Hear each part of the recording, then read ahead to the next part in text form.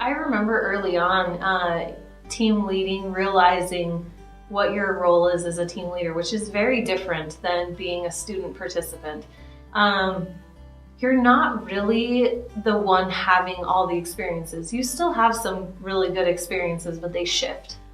You're not maybe the one at the center of doing an English lesson and connecting directly with the kids there. You're not maybe the one leading the cultural conversation and making really rich connections with the people that you're interacting with. But what you are doing is you're like helping setting up all these opportunities for the students that are on the team to have those really rich connections and experiences. And that to me became really powerful, and exciting, that even though I wasn't the one having a million stories to come home and tell, it was so cool watching all these students have these really amazing stories to come home and tell, and knowing that the work I had done to prepare for the trip, and then the work I had done along the way in the trip, was what kind of allowed those experiences to unfold. And then also working with the students in having the experiences was one part, but then being able to think through those experiences and what they mean. I think that's what really helps kids change and people change. Because to me, what Youthlinc does in every facet of its being, in the local service, in the team meetings, in being mentored, in the international experience, ultimately, I feel like the program is helping us become more human. We become more raw. We connect in a much more real way with one another because of those experiences. So I feel like with team leading, you set out with these objectives. That's what's kind of nice about team leading. We already know the outcome of what we want it to be.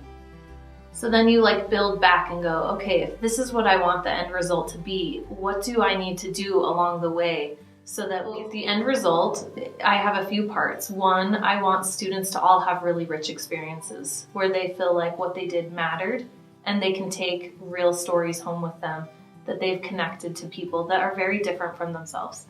And two, I want us to do good international work with sustainable projects that have an impact on the local community. And three, I want students to want to continue to serve, regardless of whether they come home and continue to serve in Salt Lake the rest of their lives, great. Whether they continue to go abroad and serve internationally, great. I don't care what it is, but if we all do a little part, then that is what changes the world. So I want students to come home ready to change the world.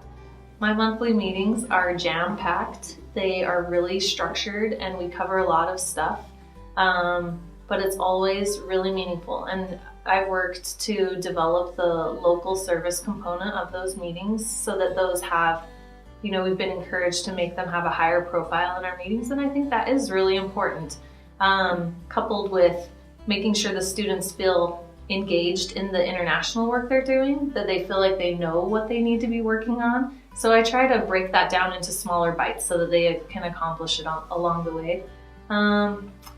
I care about my team, so I try to learn about them. I learn their names really fast. I have to know them by January is the timeline I set.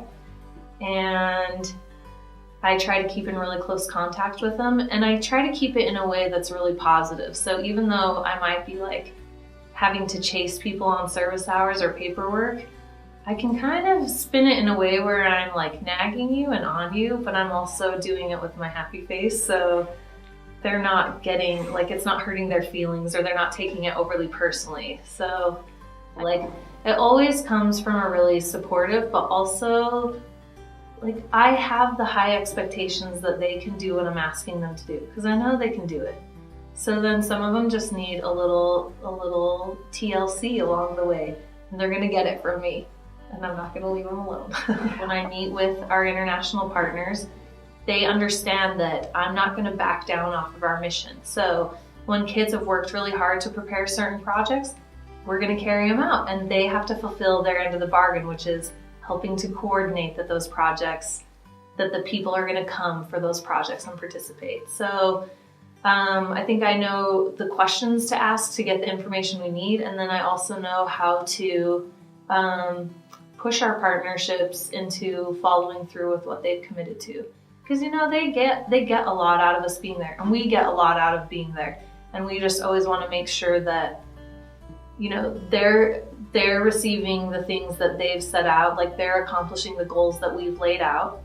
And we want to make sure that we're getting our students to have the experiences that we have wanted them to have, so that we will fulfill our mission, which is creating lifetime humanitarians.